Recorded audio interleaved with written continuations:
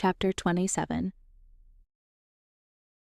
Mac needed the world to stop. Just stop.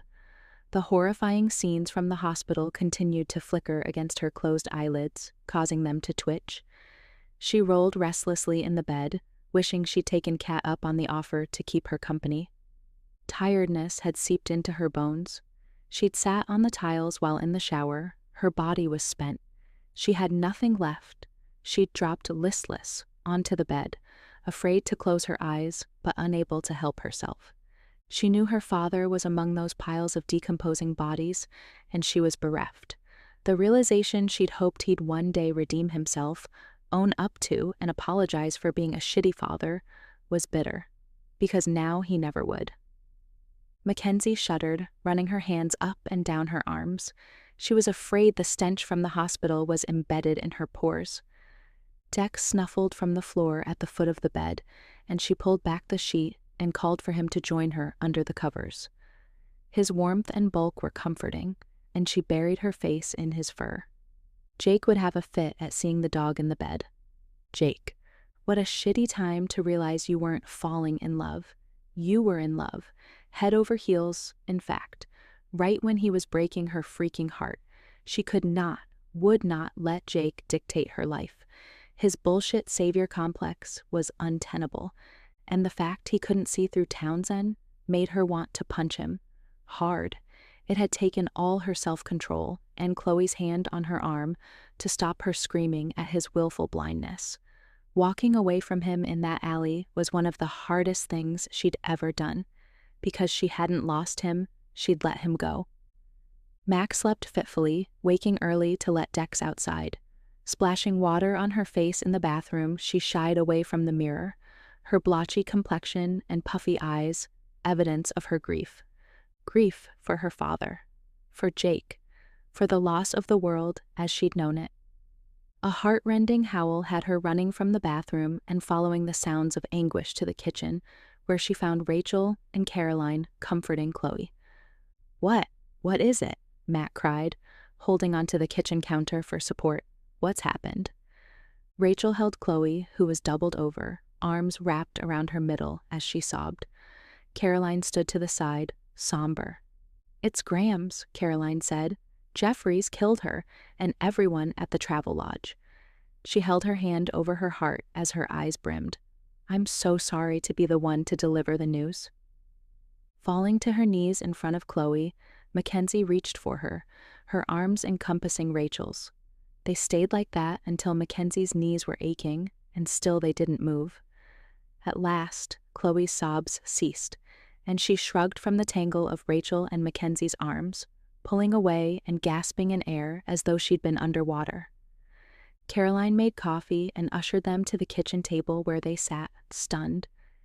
Mackenzie's face was wet from silent tears, and her heart was bloody and raw. How much more could they take? "Why?" Rachel asked.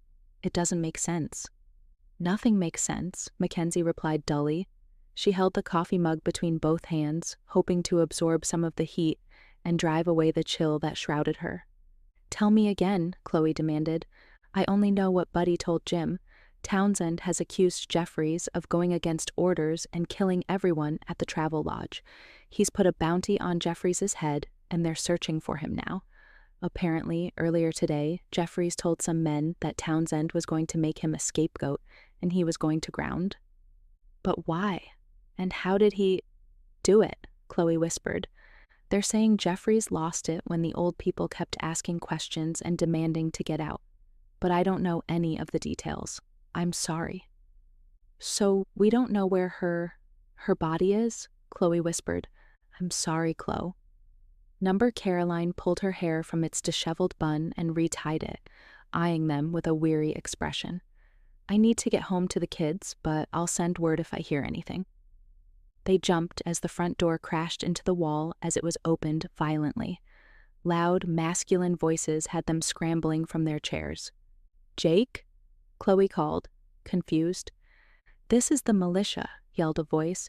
"Everyone inside, get down on the floor with your hands on your heads. Do not try to run. We have the house surrounded." The women froze. Tom Brenner barreled into the kitchen. Down on the floor, he shouted, brandishing a rifle. Immediately, Mackenzie and the other three dropped, her cheekbones slamming onto the travertine tiles in her haste. Another two men rushed the room in a volley of shouted commands, and instinctively she raised her hands over her head. Check the rest of the house, Tom instructed. Mackenzie could feel the men walking around the room, but she kept her head down. Her breathing was erratic, and spots danced in front of her eyes. She blinked rapidly, trying to clear her vision. Someone's coffee mug had tipped over, and a steady stream of coffee spilled, pooling before her. Dex was barking from the backyard. The refrigerator's motor kicked on. Black Boots stopped beside her. "Are you Mackenzie Lyons?" Her voice caught in her throat. The boot nudged into her side. "Answer me." "Yes." "Get up. You're under arrest for treason." Her mind refused to latch onto his words. Up. This time, the boot was forceful. Mac scrambled to her knees, palms slipping in the spilled coffee. Rachel protested, and then gasped in pain as the butt of a rifle was jammed into her shoulder. "Which one of you is Caroline Boston?" "She's that one," Tom answered for them, tipping his chin at Caroline's prone form. "Right. You, up," he commanded. Mackenzie and Caroline stood, shaking hands clasped in unity. "You're both under arrest for treason. Get your hands behind your backs." "John, what's going on?" Caroline asked. "John. Right. John Kelly." Mackenzie vaguely recalled him from her childhood. Was he an accountant? Lawyer? He had a receding hairline and a ginger beard that was peppered with white. "You're under arrest for terrorist activities and for conspiring against the council. We're taking you to town hall to be sentenced." John's voice was monotone. "John—" "Shut it, lady," the other man cut her off. "What do you think you're doing?" Chloe cried, scrambling to her feet. "You're not taking them anywhere. Get out of my house." Dex's barking had become frenzied. Tom rounded on Chloe, his rifle raised. "Rachel, get her out of here! Find Jake!" Mackenzie screamed. Rachel stepped in front of Chloe, facing Tom with her hands raised.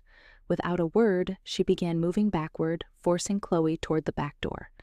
When Chloe began to shout, Rachel spun and locked her elbow around Chloe's throat, shoving her outside, where they both took off running. Mackenzie's chest released marginally. Chloe and Rach were safe. "Tom, what's going on?" Quinn strode into the kitchen, followed by the man who'd been scouting the house. "Boss's orders. We have to bring them in."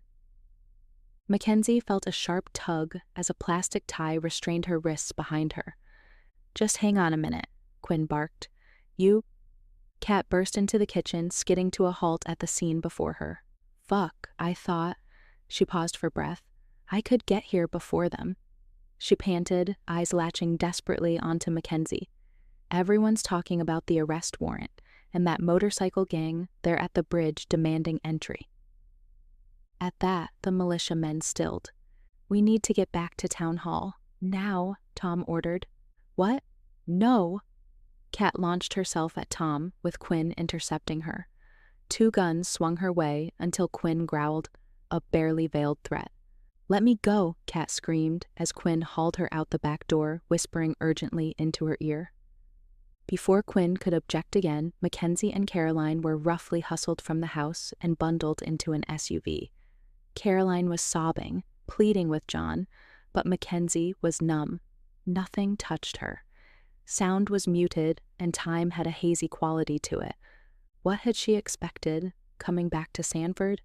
This town wasn't her home, and Jake wasn't for her. She'd known that all along. She was tired of the struggle to adapt to this new life, the struggle to fit with Jake. Love shouldn't be this hard. Townsend wanted to throw her out of his town? Okay, she'd go back to the city, bunker down in her apartment. The girls weren't going to like it, and her heart wrenched a little, but she'd been gone for years. They'd be okay without her.